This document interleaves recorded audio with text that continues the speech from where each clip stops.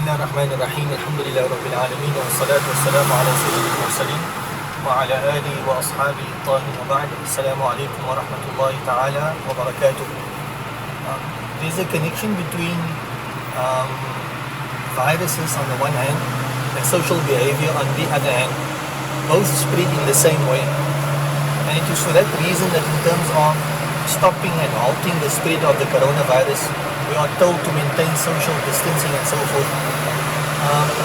Because it doesn't require a million people to spread the virus. It requires one or two people. They will carry the virus and they'll carry it to others, and it will have, as we say, a domino effect. Social behavior is very much similar to that. I can give you an example. You may not be feeling tired, but you're faced with a person yawning. You have this impulse to yawn and you may just yawn. And like that, there are many other social type of behaviors that is very, if we use medical terms, it's going to be, what's the term they use?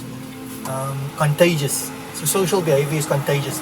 So we want the epidemic to come to an end, but there are certain social behaviors that work exactly like like a virus works, but we want that to perpetuate.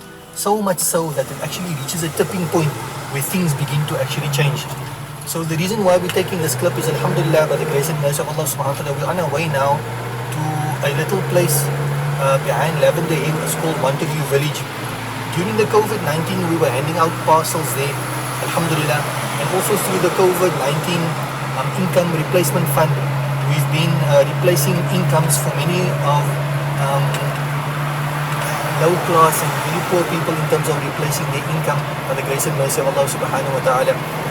But we know that the issue of poverty in South Africa is a very complex issue, and it's simply not going to be solved by handing out grocery parcels or even by supplementing income and so forth. We need to really identify what the problems are and do our level best, inshallah, in terms of doing our bit to help. So each and every one of you in South Africa, in terms of our demographic, you either living next to a township or a lower class income area, people who are not as fortunate as what you are. The reason for this particular shout out is that inshallah bi'idhnillah subhanahu wa ta'ala, if each and every one of us take this responsibility of minding the gap between those of us who are fortunate and those who are less fortunate, inshallah, if all of us make a concerted effort, and then inshallah we will reach that tipping point, and the social, economic, demographic of Cape Town, of South Africa will inshallah change. So welcome aboard, and inshallah follow us on this very, very enriching experience of being afforded the opportunity to go out and make a meaningful difference in terms of the lives of those who are less fortunate. And inshallah we're planning on doing this one family at a time, one individual at a time, but these small bits inshallah will end up in a mountain with Allah subhanahu wa ta'ala. Jazakumullahu khairan. Assalamu alaikum wa rahmatullahi wa barakatuh.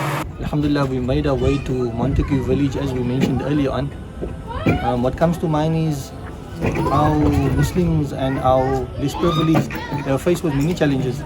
And if you look at the underprivileged in other parts of the world, they don't face the same challenges that our underprivileged face. There are two key points with some of the activists, observers, ulama, which they mention. The one is that the morality, and the one is the thing of cleanliness.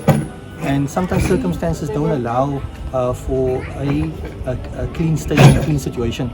We know from our deen perspective, from our religion perspective, that at-tuhuru shatrul iman, that cleanliness is half of godliness. So alhamdulillah, what we've done over the past few days, the brothers that are working here, alhamdulillah, may Allah reward them abundantly.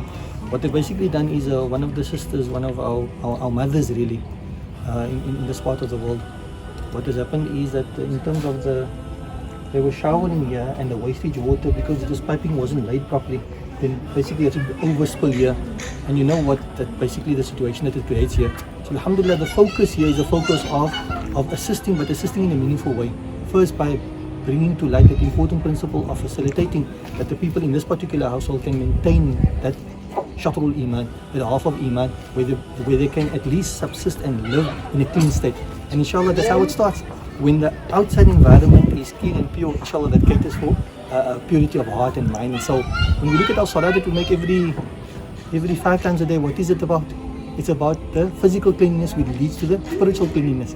So inshallah, we're doing our little bit to facilitate for the Taharah, inshallah, of this house. That and ultimately, what does it come to?